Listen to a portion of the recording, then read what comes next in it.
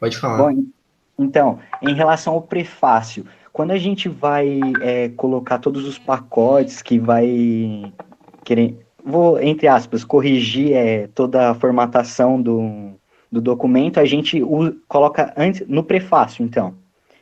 E É o que eu chamei no nosso, na nossa apostila, né? E é o termo correto em termos de computação.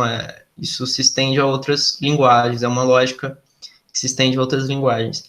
O preâmbulo, ele é a parte onde você declara diversas variáveis e comportamentos que são genéricos, né? São globais.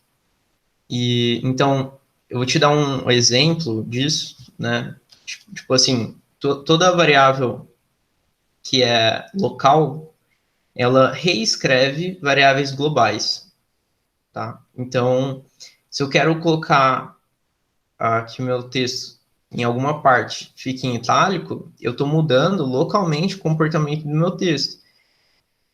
Não é o comportamento padrão dele, ou seja, meu texto inteiro não está em itálico, né? Então, você meio que força a mudança, né, do setup inicial, do modo inicial. E isso é feito no preâmbulo, quase sempre, né? Geralmente é assim que a gente faz. Eu vou te dar um exemplo com a minha tela compartilhada de como que isso se aplica, né? O tanto que isso é importante em alguns momentos.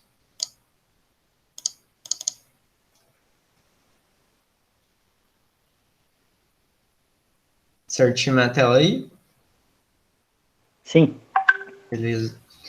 Então aqui, ó, essa daqui é a minha apresentação, número 1. Eu coloquei uma fonte um pouco diferente nela, tal, que eu estava explicando para o pessoal ontem algumas coisas em relação a mudar fontes, que eu vou também falar no terceiro vídeo. É simples mudar a fonte tal, mas assim, quando você vê aqui, ó, tem um lugar que, como é uma fonte diferente, o tamanho dela, padrão, é diferente. Você está vendo que essa caixa ela ficou fora, ficou meio estranha? Então, o que você pode fazer, por exemplo? Estou aqui no ambiente questões já resolvidas. Aqui eu coloquei, ó, eu até comentei, né, mas eu posso escolher a fonte localmente da minha caixa. Que eu estou utilizando essa caixa aqui, esse que está em lilás, em roxo, ele é parte desse pacote, que é Color Box, né? Então, aqui tem como você colocar, ó, a minha fonte vai ser o upper, que geralmente é o modo padrão, e tá 4x4, ele é 4x4 agora que eu descomentei, né? É bem maior do que já estava ele. Você dá uma olhada do que aconteceria se fosse 4x4, ficaria pior. Então, vamos dizer, eu quero 2.6, eu acho que já vai ser o suficiente. Alguma coisa do tipo. Para ficar encaixado. Entendeu? Acho que 3.2 ali já fica bonitinho. Mas então, ó, eu estou mudando esse comportamento localmente. Você percebe que em todo o resto do texto, a configuração do tamanho da fonte continua o mesmo. Né? Então, é só dentro desse ambiente que ela vai mudar. Você pode perceber que ela é ligeiramente menor do que essa daqui. Então, se eu por exemplo, aqui no preâmbulo, eu colocar o tamanho 11, aumentar a fonte genérica, ela não vai aumentar do meu ambiente particular, né, encapsulado. Tá vendo? Ela mudou essa daqui, mas não mudou essa.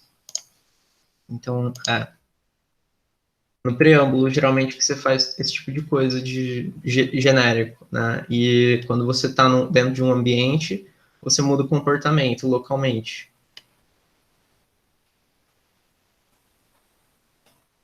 Beleza? beleza, beleza, valeu, obrigado. Imagina. Boa noite, professora. Mais alguém tem alguma dúvida?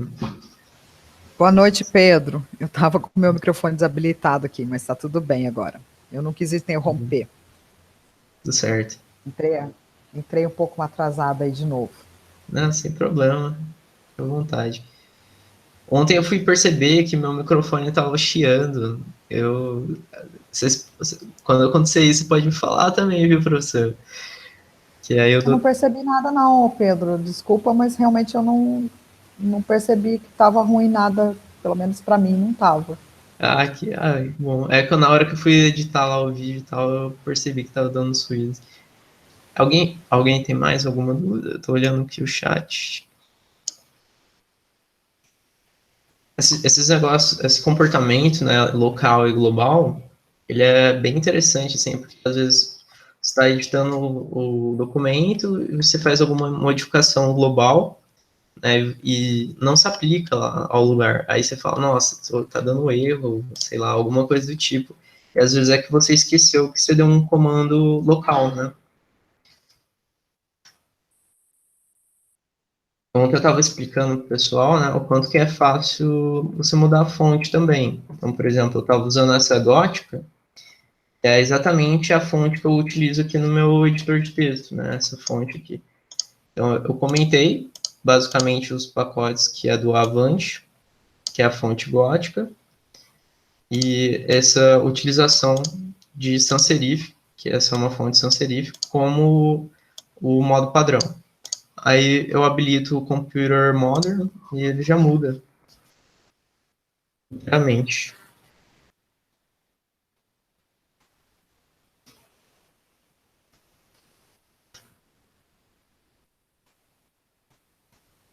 Os documentos, as listas, tem alguma coisa da lista, talvez, que vocês estejam com dúvida? Lancei a lista 2, não sei se vocês deram uma olhada também, vocês podem me perguntar sobre ela. Tranquilo. Coloca ela aí, a proposta que você fez, para explicar o que você, aonde você quer chegar com a sua solicitação.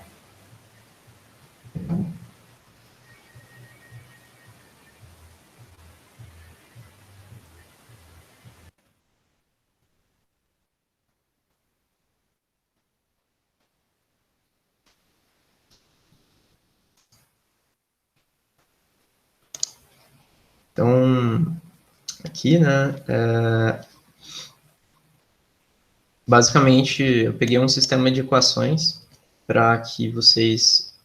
Acho que vou tirar da apresentação e dar um zoom. O primeiro problema, né, ele foi baseado no que eu coloquei no material 2 de se fazer um sistema de equações, né. Dentro, que você pode ver, tem casos. Esses casos, dentro do ambiente de equação, faz com que esse comportamento aconteça aqui de listas. Então, vocês têm que reescrever essa equação. E aí, algo, curiosidade, né? Essa equação é do efeito borboleta, que é conhecido, né? Você muda as condições iniciais ligeiramente, você tem um resultado totalmente diferente. Então, é basicamente isso. Vocês reescrevam essas equações. A1b, né, deveria ser um b aqui. Opa. É uma equação que tem uma integral, você tem uma parte que é uma fração, e no caso aqui vai ser a primeira vez que vocês, sei lá, às vezes terão que fazer a distinção que vocês não querem, que esse argumento, que ele é o numerador, né, da fração, ele não fique no numerador explicitamente. Ele tem uma pequena multiplicação aqui. Isso vai ficar claro quando você estiver digitando e você ter que reproduzir essa forma. Então, o primeiro exercício foi para a formatação de matemática, né? Problema 2 foi algo que eu comentei no segundo vídeo e também tem no material 2, né, bem explicado, o que é a formatação IBGE e tem modelo lá. Então, você tem que criar uma tabela qualquer, com, assim, quantos elementos você quiser, sobre o que você quiser, né? E você tem que fazer uma que vai estar no modelo sobre as normas do IBGE, que as normas brasileiras adotam como referência, e uma com qualquer outra formatação. Então, para você comparar, né, você perceber que é fácil você ir de uma formatação para outra. E, por fim, o problema 3 é para que você leia um pouco, né, ou você relembre, você perceba que existem, dentro das opções da função de colocar imagens, né, igual, por exemplo,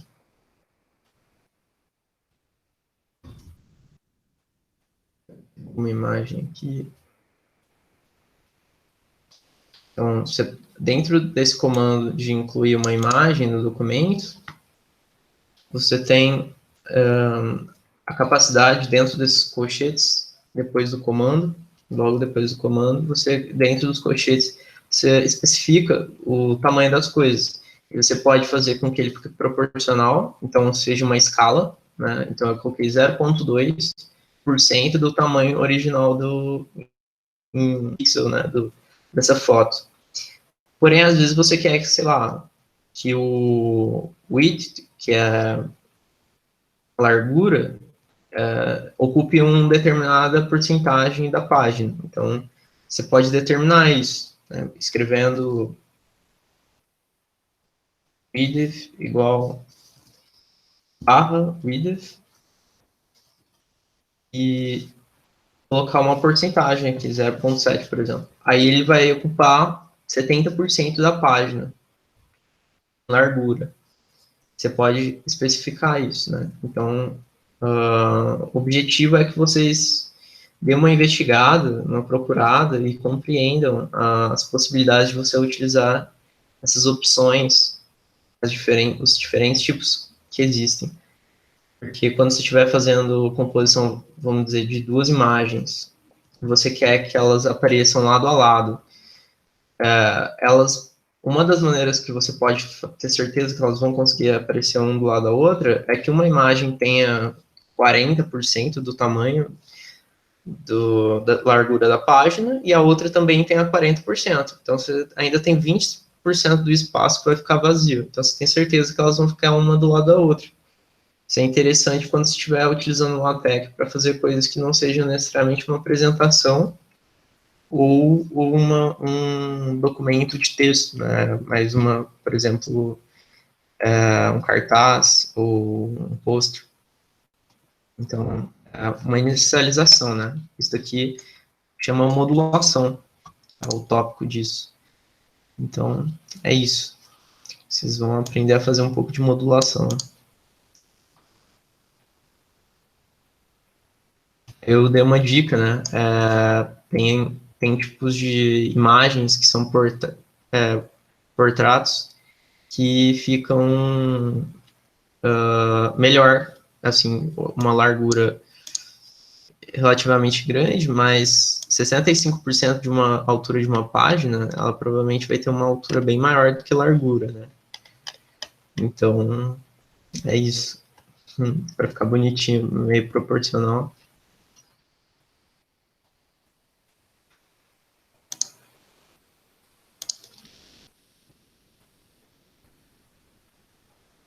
No livro que eu estou fazendo, eu utilizo nessa primeira página.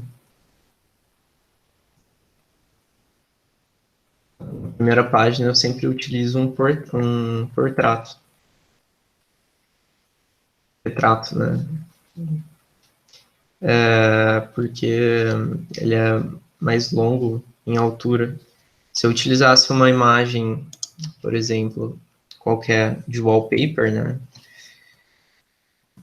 Que aconteceria. Tá vendo? Ele não caberia na página inteira.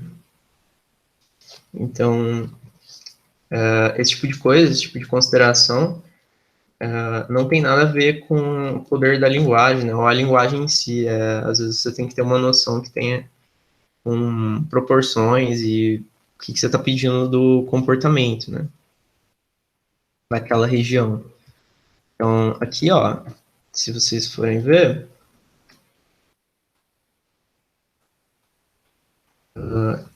eu coloco esse comando aqui, width igual paper height.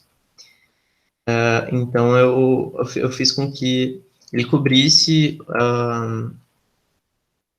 todo o espaço de largura e ficasse proporcional à altura. Tá?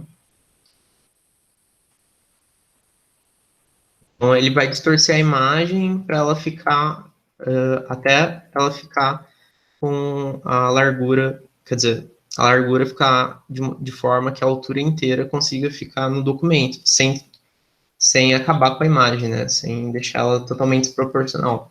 Se ficar muito desproporcional, ele não obedece, igual é o caso dessa imagem. Ela tem uma largura muito maior que a altura.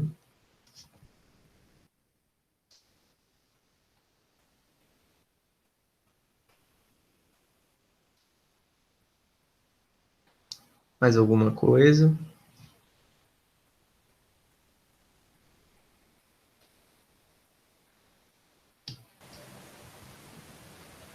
Das duas, uma, né? Ou não estão fazendo atividade, ou eles estão muito afiados, né, ô Pedro? Então, com certeza. O Pedro falou que ele vai fazer ainda hoje as atividades.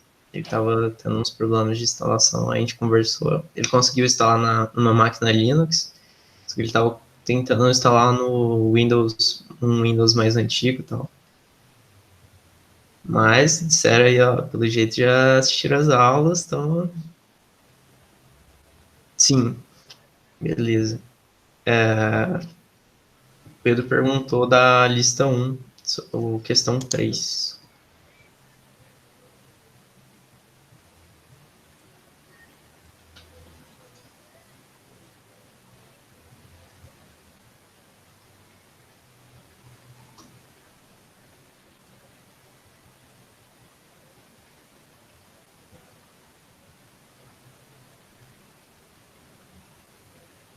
A lista 1, questão 3.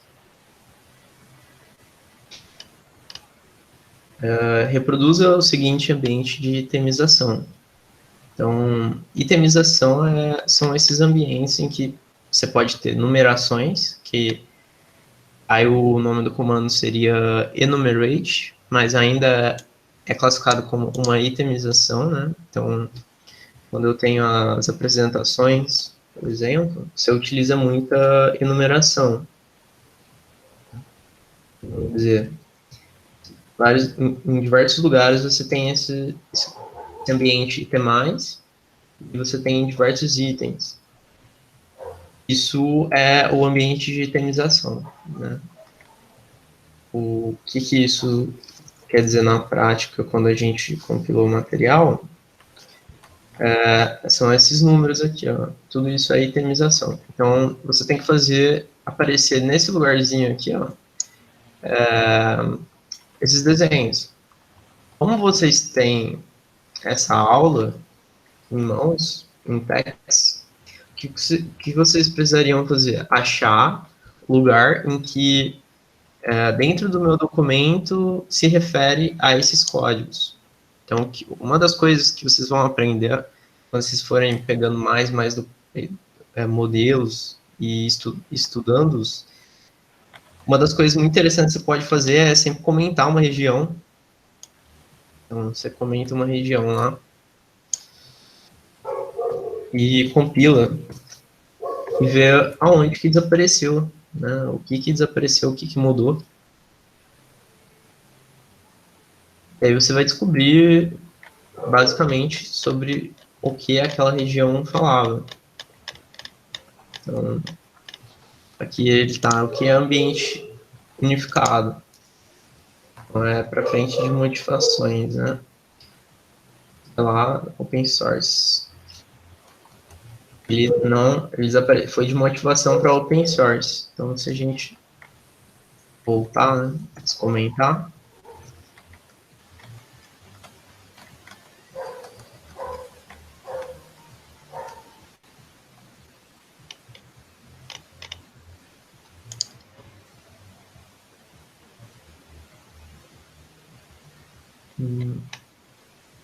você tem esse ambiente open source, né? E nele mesmo eu utilizo uns símbolos um pouco diferentes. Então, aqui, né, você vai dar uma olhada e nesse itemais você vai ver que tem um código aqui, um pouco diferente, tá? E se você for procurar, sei lá, Ding, por exemplo, você utiliza, você pega aqui esse código Ding, você muda o número dele, vamos dizer, né? Vamos dizer, é outra maneira experimental de você ver o que acontece. Você muda lá o número e vê o que acontece. Você compila.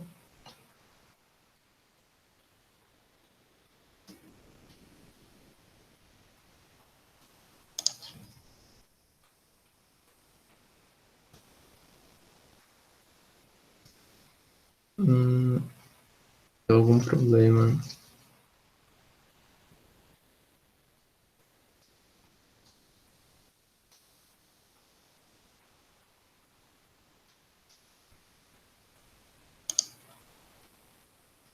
Tá. Vou mudar aqui o tamanho da letra.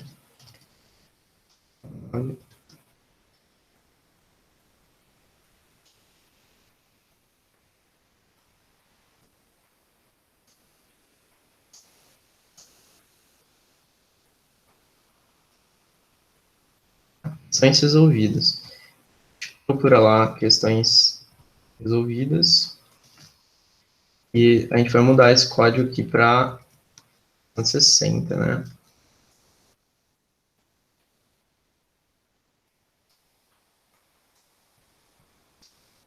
Salva. Compilou.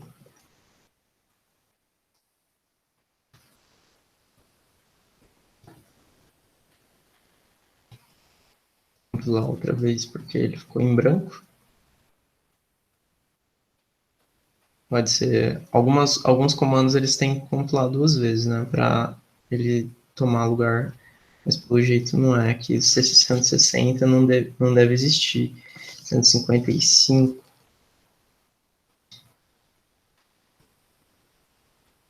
Ou eu peguei justo o desenho que é branco, um espaço.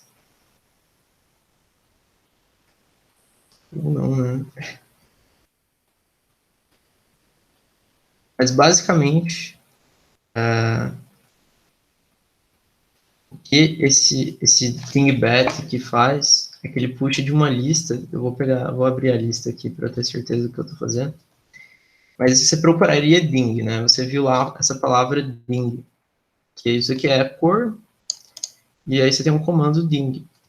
Se você fosse aqui no Cenitan, eu falei para vocês que é onde tem a documentação dos pacotes, você colocasse o comando ding, provavelmente você iria achar aqui, ó, dingbats, ou alguma coisa falando sobre dingbats. Então, se a gente for aqui nesse pacote, por exemplo, está explicando ó, que existem os dingbats que são desenhozinhos. Tá? Tem vários tipos. Acho que se eu utilizasse o pacote dingbat, por exemplo, né, vamos dizer, coloco lá no meu preâmbulo dingbat.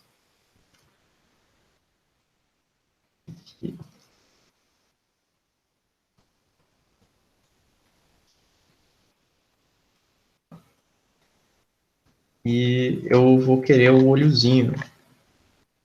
Aí, questões já resolvidas.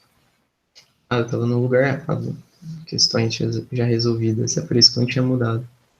Eu acredito.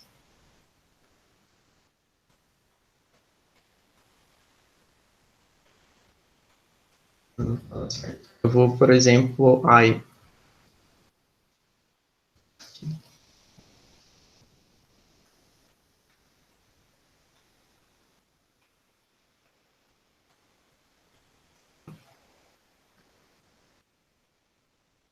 Tá vendo? Ele mudou para um olhozinho. Você tem uma mesa de um satélite, algo assim. Aquele eixo do globo, né? Você tem um símbolozinho disso.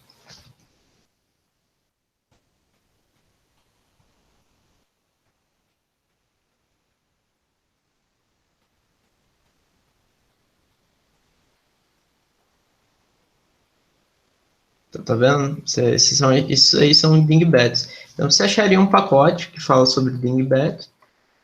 No caso, eu já tinha puxado aqui, só que deu alguma coisa. Eu utilizei esse pfont para fazer esses desenhozinhos no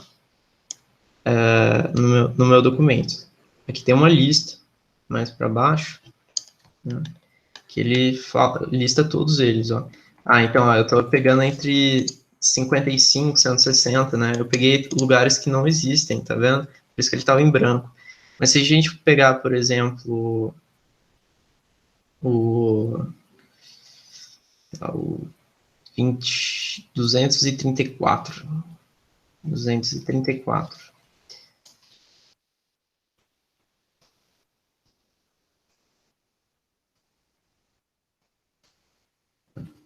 Vou pegar também o 77. 78.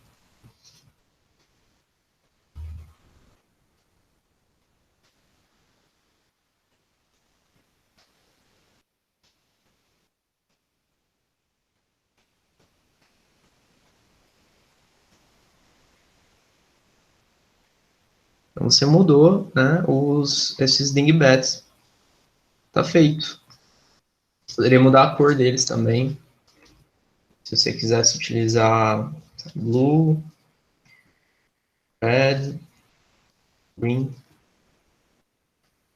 Tem uma pancada de cor, tá? Que você pode procurar a documentação. O pacote Xcolor, no caso, ele traz diversas cores, muitas mesmo. E dá para você definir também cores, tá? Eu, no meu livro, defino as cores que eu utilizo. Tá? Então, se você dar uma olhada, mudou de cor, né?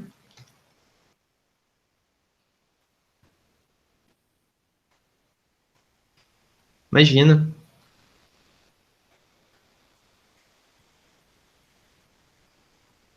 Tem alguma maneira mais prática de comparar dois PDFs para ver a diferença entre eles sem ser no olho? O que você quer dizer com comparar dois PDFs?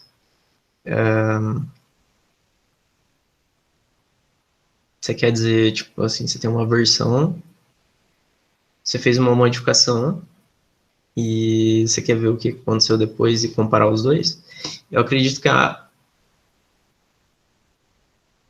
entendi. Ó, então, isso é uma questão idealmente, né, o LaTeX não é feito para você ficar observando, fazer esse trabalho que a gente está fazendo, né? Se você quer, de fato, aprender sobre um pacote, a maneira mais inteligente de você entender o que um comando está fazendo é entender, por exemplo, assim, aqui está dingbats, né, dings, por exemplo. Se alguém que utilizou esse pacote foi responsável, ou quem fez esse modelo, quer dizer, foi responsável, eu me considero uma pessoa responsável, então eu fiz isso. Tá, eu comento aqui o que ele faz, né? Então, se você procurar Bing no documento, aqui, você acharia esse lugar aqui, ó. E o que eu falo aqui? Dingbats, símbolos do item mais. Então, você procuraria fonte, certo? E você colocaria aqui no setan, fonte. Se você colocou fonte, apareceria esse pacote com esse nome. e você iria na documentação, né? E é claro, a documentação às vezes é muito grande. Nesse caso aqui é pequena. Mas você iria direto aonde você quer, né? Então vamos aqui. Comandos para a utilização dos dingbats. Provavelmente eu procuraria aqui. Alguma coisa do tipo. Então ele fala aqui, ó, se você quiser fazer um ambiente inteiro só com um tipo de dingbat, você pode utilizar, uma vez que você chamou aquele pacote, você poderia utilizar um itemize, igual o enumerate, o itemize. Você pode colocar um ambiente, né? E você colocar itens, que todos os itens vão aparecer com 43. Só que você ainda não sabe muito bem o que é 43, né? Então você procuraria na documentação alguma coisa que falasse sobre isso.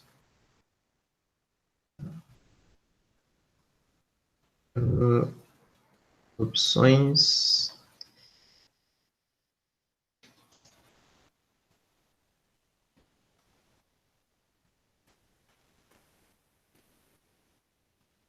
Uma hora você iria encontrar essa tabela, né? Provavelmente onde que ela está.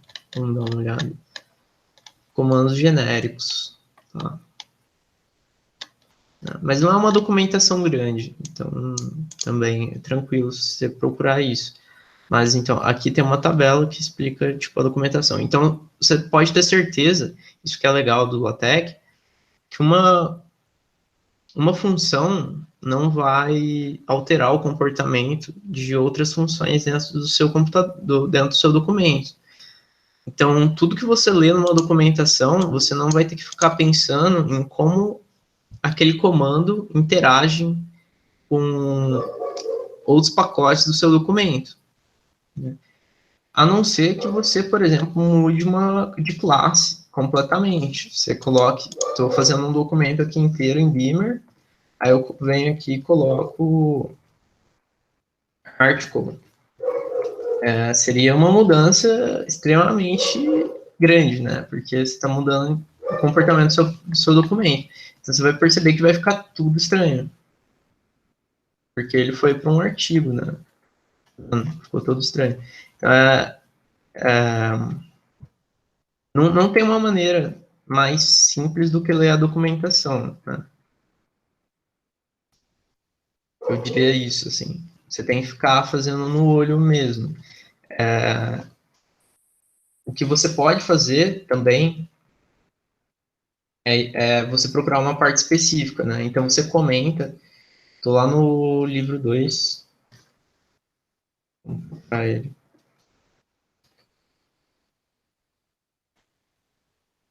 Tô aqui no livro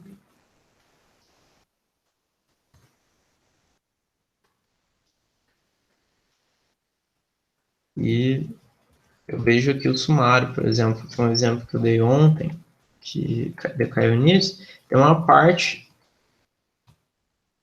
aqui do structure, que é onde estão os pacotes, etc. Aqui é onde está configurado o meu documento, a estrutura do meu documento. Aliás, esse documento aqui, se você for perceber aqui embaixo, ele chama structure, que ele estrutura o documento. Então, se você vir aqui em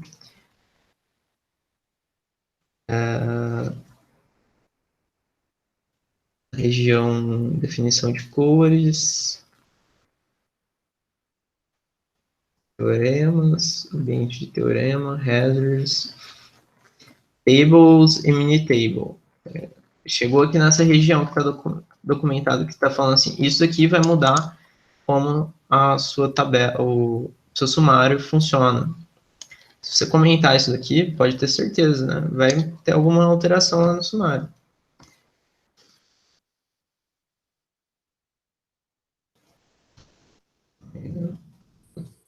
Vou compilar o documento.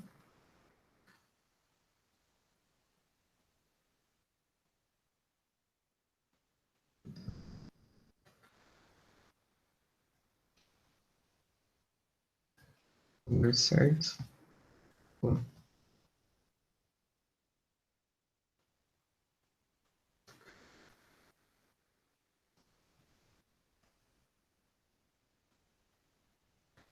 Ele só mudou a estilização dos espaços, não é uma mudança tão grande que vai dar para você ver de forma muito acentuada.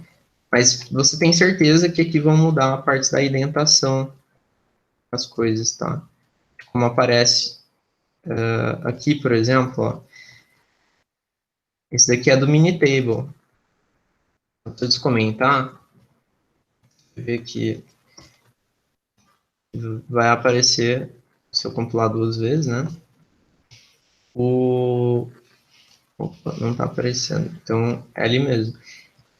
Se eu tirar tudo, ó, se eu tirar todos os comentários,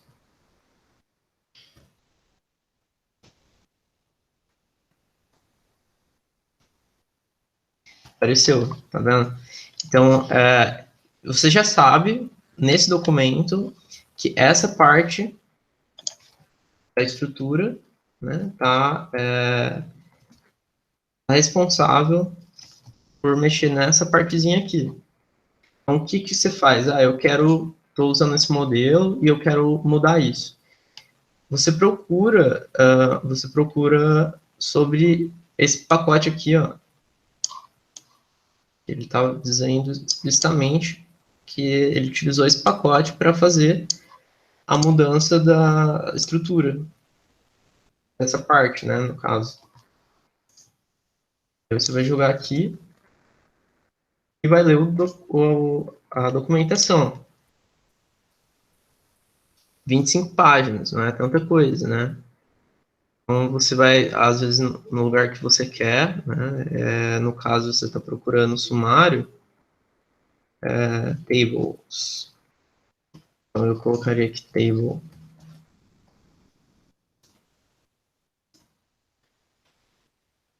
Então, aqui, ó, ele já começa a descrever a mudança do sumário, etc.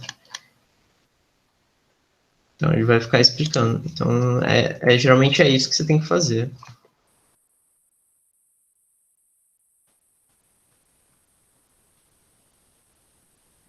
Então, não tem uma maneira mais fácil, infelizmente. Essa tabela é padrão do PostScript para qualquer programa.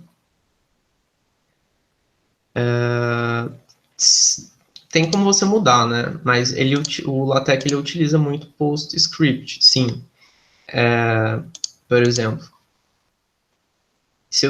no caso, é que eu manipulei esse documento, né? Eu não utilizei esse pacote aqui para fazer o sumário principal. Né? Então, eu utilizei o ABNTeX. Então, ele não é o padrão.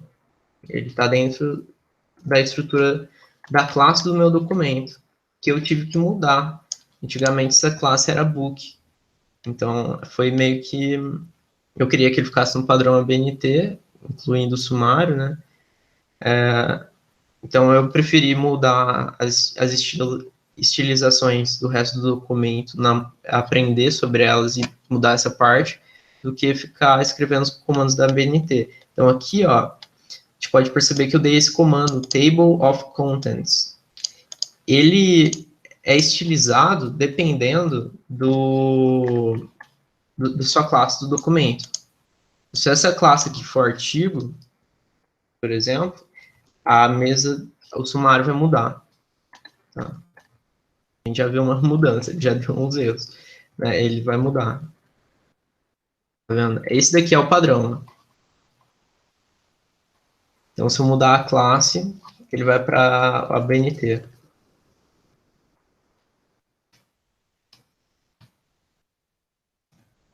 Mas o comando, ele é o mesmo, é o Table of Contents. Tem como você mudar isso, né? Aí você vai ter que estudar sobre a classe Table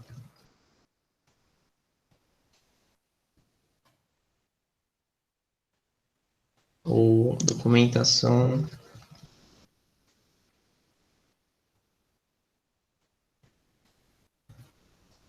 Eu não sei exatamente como que é o melhor.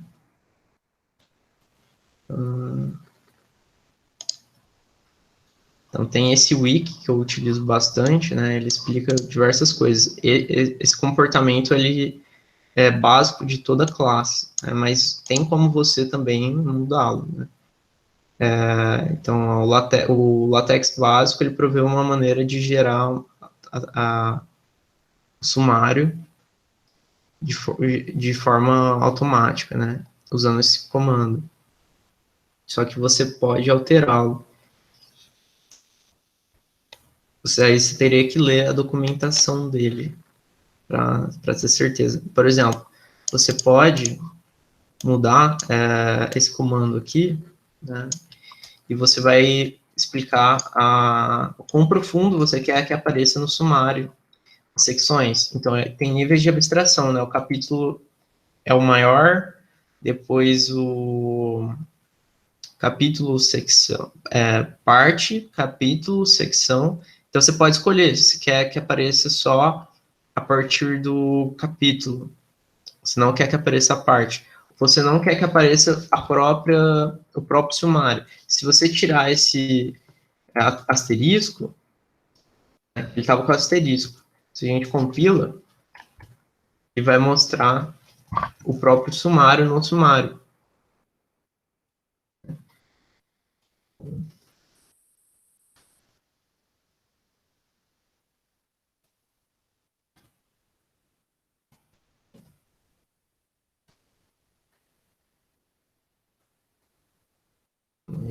E pegar outra vez.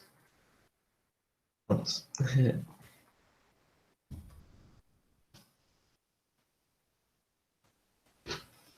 O PostScript também tem um livro que eu comento bastante no meu livro 2. Ele é um livro para estilização tipo assim, para você fazer imagens mesmo, né? Só com LaTeX. Por exemplo, você pode fazer uma tabela com LaTeX. Dá para você utilizar por exemplo, matemática, o Python, e gerar uma sequência de números ou de pontos, né, coordenadas. Você coloca isso num ponto texto, alguma coisa do tipo, e você integra com o TIX, que ele é escrito em PostScript, se eu não me engano. Aqui, ó, então, ele utiliza muito esse PS-Tricks, que é PostScript Tricks, né, um outro pacote também muito utilizado para fazer diagramas, desenhos. Bem legal.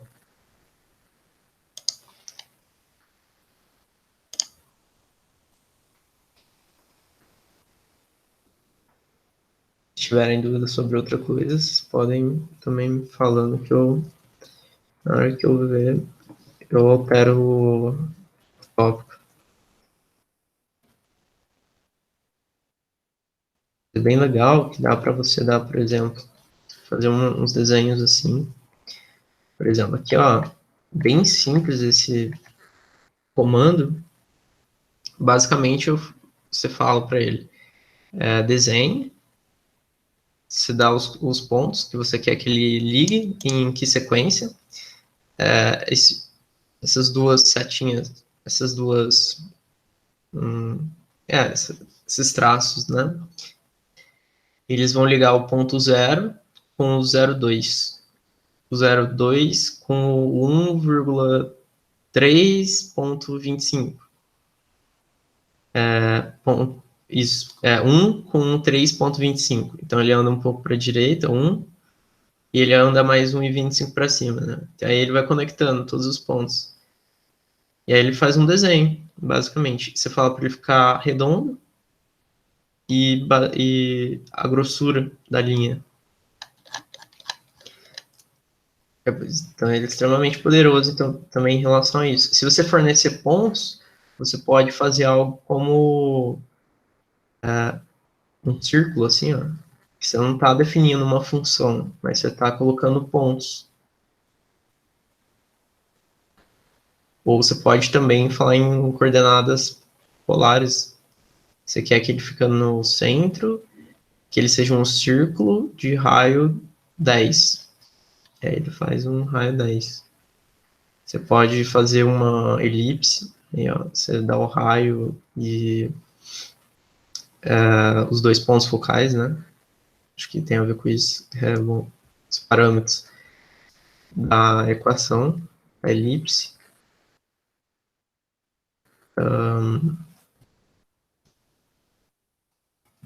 Se eu tivesse mais tempo, assim, eu dominaria fazer gráficos, porque os gráficos eles ficam muito bons. Ele tem algumas funções primitivas que vêm dentro do pacote. Então, seno e cosseno, ele entende o que é isso. Você criar coisas com fundo, bem legal. Aí, geralmente, você tem outros pacotes que já tem alguma coisa, igual outro dia eu estava procurando, né, e achei alguma coisa que tinha a ver com relatividade, gravitação, topologia. E aí tinha uns diagramas que eles eram, tipo, já tinham umas formas que eram definidas em tics, só que você precisava só chamar um comando para ele ir fazendo essas formas. Então dá para você fazer uns diagramas bem complexos com ó, o FreeCAD, se eu não me engano, né, curiosidade, o AutoCAD ele foi escrito em Lisp, que é uma linguagem que eu gosto bastante, sabe, professor? Lisp, então AutoLisp, ó, é uma das linguagens mais antigas que existem. E ela é muito extensível, né? Ela foi utilizada para escrever o AutoCAD. Eu acredito que o FreeCAD também, né? Então, ela é um dialeto de Lisp e ela geralmente se modifica tanto, né, que ela vira uma linguagem diferente quando ela é aplicada para fazer uma certa aplicação, que é o que a gente chama de DSL, uma linguagem de domínio específico. Esse editor que eu utilizo, ele é escrito em Lisp, só que é um dialeto que chama ELISP. Deve ser parecido, né? Se a gente for procurar o AutoCAD, deve ser parecido com esse código aqui, ó. Eu nunca vi os códigos de AutoCAD, mas acredito que seja o FreeCAD, no caso.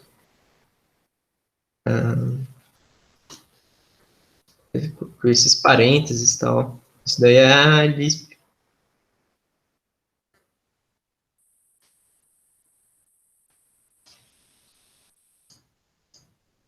Opa. Ah, é Python?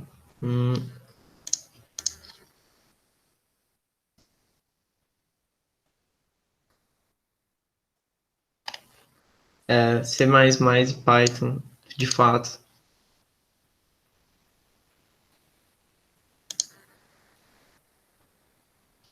Que legal. Mas é interessante, né? Geralmente, esses programas, principalmente softwares livres, eles têm alguma linguagem que pode alterar o comportamento dele. Diferente, por exemplo, de um...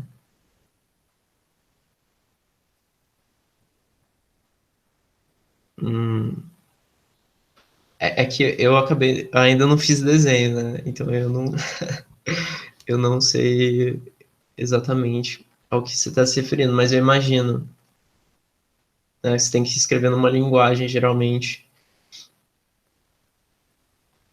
O que é legal desses softwares livres, né, igual o LaTeX, ele pode se modificar muito, tanto que ele virou o que a gente chama quase uma outra linguagem, LaTeX. Mas o dialeto mais rústico, assim por dizer, é o TeX, que são essas partes aqui, né? Antigamente tudo tinha que ser escrito meio que na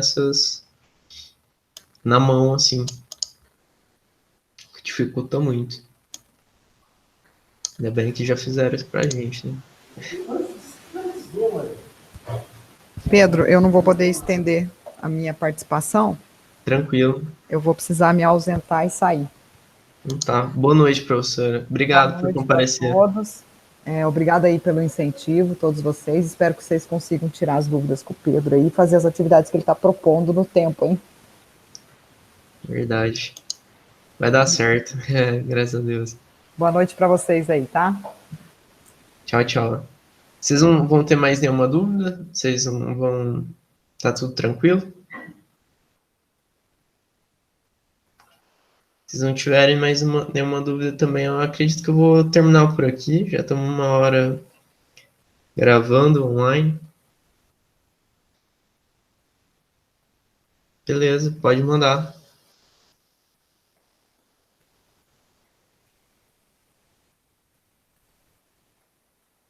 Pode, fica à vontade. Opa, voltei. Agora eu consegui abaixar tanto a nova versão do Tech Studio como do Mixtec. Legal. E aí eu tava tentando usar o pacote daquele desenho que você mostrou logo atrás, que usou um pacote que é o TIKZ, aí tipo, só que eu não achei esse pacote. Tá. Aí eu não sei se eu instalei certo o Mixtec, porque Você não achou ele em que sentido? Pra usar ele. Ele acusou que não tinha. Então, eu coloquei ele e acusou que não tinha. Tá, roda ele de novo. Se você quiser compartilhar sua tela também, tá? Você Tá, fica à vontade. calma aí. Pode, Então, pode pegar. É que eu tô pelo celular, calma aí que eu vou entrar pelo PC, então. Tá. Só um minutinho.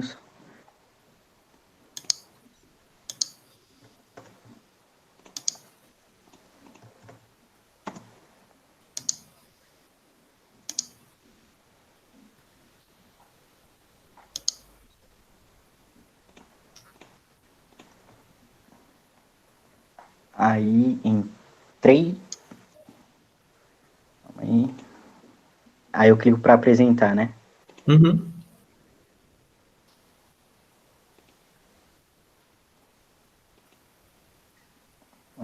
Foi? Não, ainda não. Calma aí, então.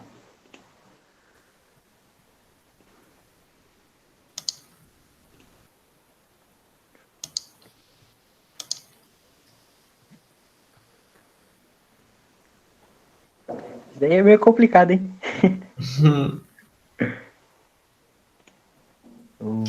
Apareceu aquela opção de instalar pacote on the fly?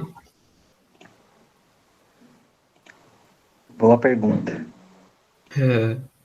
Acho que é no último ou penúltimo passo.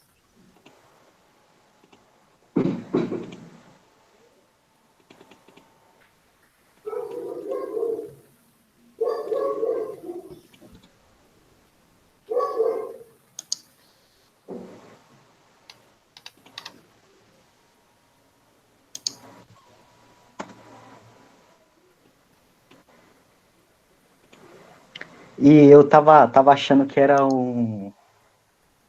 Tava achando que eu tava com um problema. Lembra que eu comentei? Era algo besta. Era porque eu tava tentando salvar ele em uma pasta que não dava para salvar ele naquela pasta. Aí eu criei uma pasta, salvei e ele foi sem problema nenhum. Ah, deu certo então? A instalação, sim. Só vou ver se o. Ah, entendi. Você tinha mudado o diretório de instalação. É. Entendi.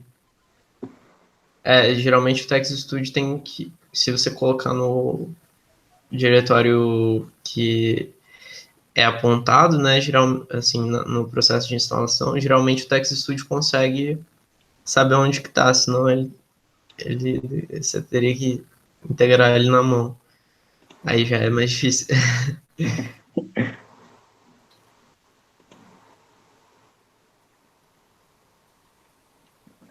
Eu descobri que o meu PC não dá pra. Eu não consigo compartilhar a tela sem ser do Word, senão ele fecha todos os programas.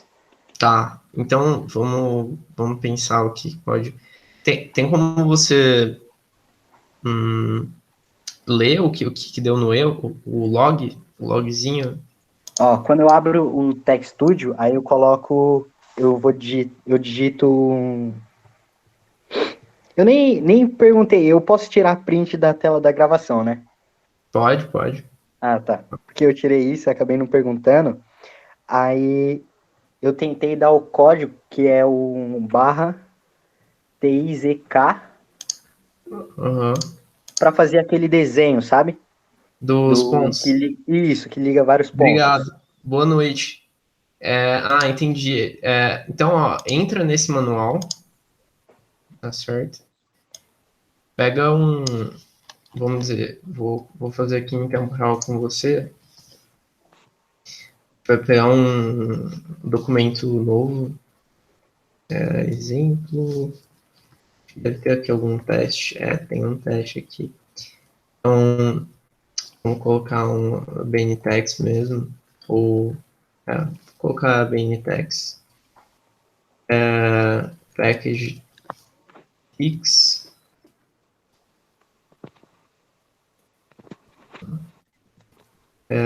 Eu acho que paro de abrir sua a Ah, é. gravação. Pô, foi mal. Obrigado, hein? Não, não. É porque eu entrei, né, e para a gravação. Então, estamos aqui. Abri um documento novo, coloquei lá BNTEX, ou vamos colocar Beamer, pode ser também. Use package, né? Use package. Vamos aqui no manual dele e colocar ó, esse comando.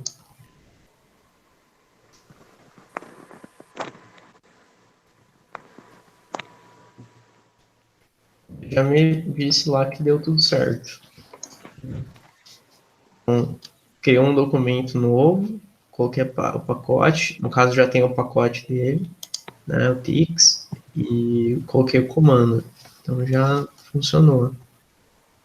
Mas, então, basicamente você vai ter que chamar, por exemplo, criei um documento assim, eu vou mandar no chat se você quiser, pode copiar e colar aí direto. Tá. Imagina. Obrigado, eu, Vinícius. Obrigado por estar aí. Só eu aqui doido tentando consumindo mais tempo do que o necessário da. Não. Será que eu consegui? Não. Eu não consegui ainda passar todos. Calma aí. Não é esse código não, viu? Tá. Acho que tem muito. Acho que é muito código para passar aqui. Vamos ver. Document class ticks.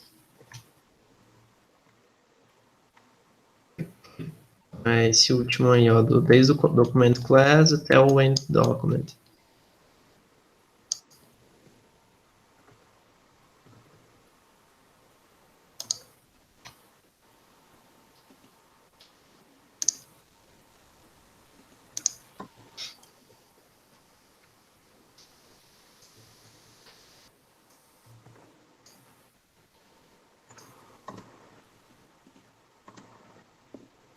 Se quiser também, eu abro aqui um Text Studio, né? Não tem problema.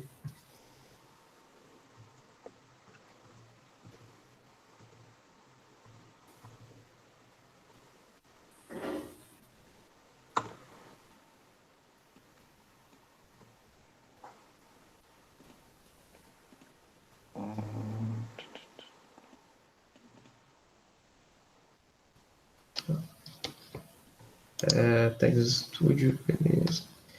Então, vamos dizer que eu pego novo Ctrl V e vai colocar um vermelhozinho aqui, porque nativamente ele não sabe o que é draw, Então. mas não, Tá. mas não tem problema não, tá? Ele não saber o que é draw. Tipo assim, quando você vai mexer com documento, com desenhos no Studio, ele vai, às vezes, dar, por exemplo, aqui no log, né, vamos ver o que ele fala, processo instalou, começou, tal, beleza. E ele acabou o processo normalmente. Aqui ele não fala nada no log, tá vendo? Ele nem chega a comentar. Mas, às vezes ele fala assim, ó, não sei o que é esse comando, mas eu vou fingir que eu não vi. Ele fala assim mesmo. E acaba dando certo, né? Igual, por exemplo, também, uma outra coisa que eu vou ensinar vocês a fazer, esse arquivo aqui integral, na próxima aula, vai ser as últimas coisas que eu vou comentar, né? Então, também uso o Tix.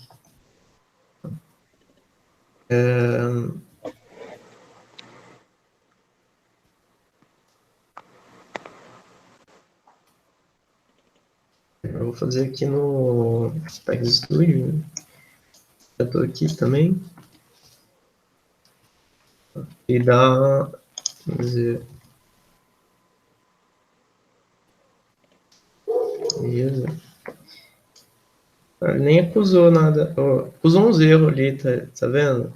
Uhum. Ele chega e fala que eu não sei o que é esse negócio aqui.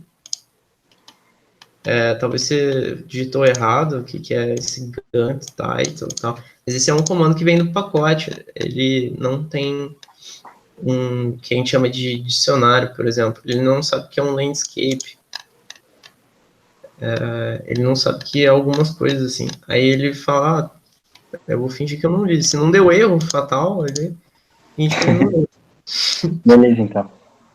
Tá? Normal, principalmente quando você estiver mexendo com imagem, esses pacotes de imagem, eles dão esse tipo de erro, assim. Mas não é nada, né, conflito nem nada. Tá bom? Tá bom, tá bom. Obrigado, hein? Imagina. Desculpa ter tomado mais do tempo aí. Pô, que isso, é um prazer. Tô aqui para compartilhar o conhecimento com vocês mesmos. É isso. Obrigado, viu? Boa noite. Agradeço aí. Boa noite Obrigado também. por Bom final de aparecer. semana. Vocês também. Qualquer coisa, dá um grito e a gente vai se encontrando. Já acho que daqui a uns 5 dias a gente tem outro encontro, né? Tragam Uhum. mais dúvidas. É isso. Beleza. Boa Obrigadão, noite. hein? Tchau, Boa noite. tchau. Tchau, tchau.